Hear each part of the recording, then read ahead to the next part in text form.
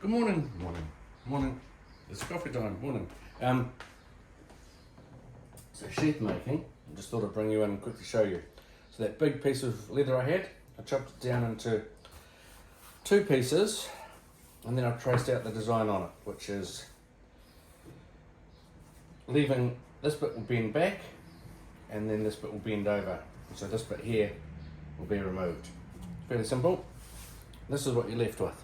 So this bit here, the back bit, that folds back, you stitch that into place. You then lay a strip of leather up the inside to stop the blade from chopping through it, and a bit down the bottom as well. This is where the blade essentially will lie. Edge that way, belt loop or sheath this size. Sometimes I just carry it around. You could wear it on your belt. It's big enough to wear on a belt, but it's a big blade. I don't know what it would feel like. And then you just stitch it, saddle stitch.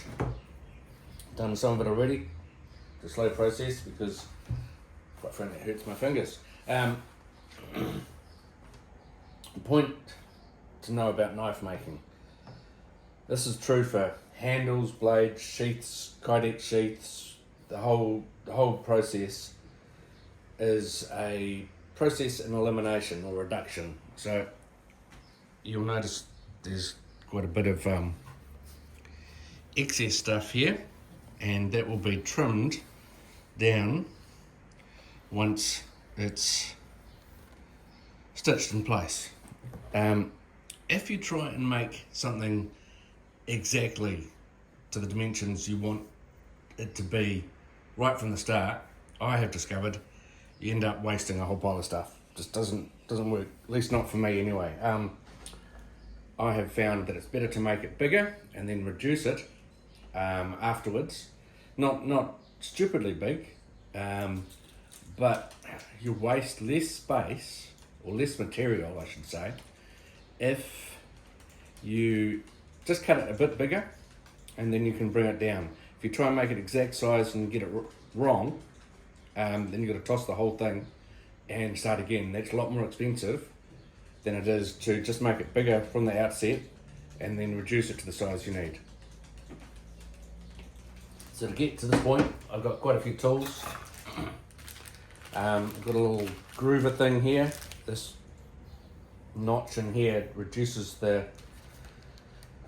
size of the material so that when you stitch it, you've got a little groove for the stitching to sit into and make it less likely to rub and wear and pop over time.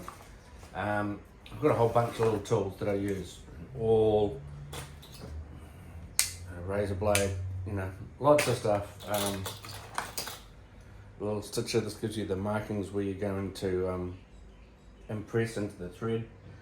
You went along there and it makes a line, harder than what I've done. A hammer, you need one of these, little one, bang bang bang. Stitching, prongs, all sorts of bits and bobs which become super useful, and I keep them in that little box there. I need a bigger box because I need more stuff. Thread is waxed cotton. Anyway, getting there. This is probably another day of work, maybe two if I muck around.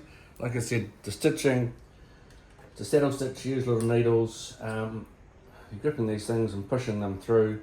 I've pre-marked the holes, but it's still sore on my fingers. Yeah, even after all these years. Who knows? Yeah, so that's the Golok sheath. It's underway. Yeah,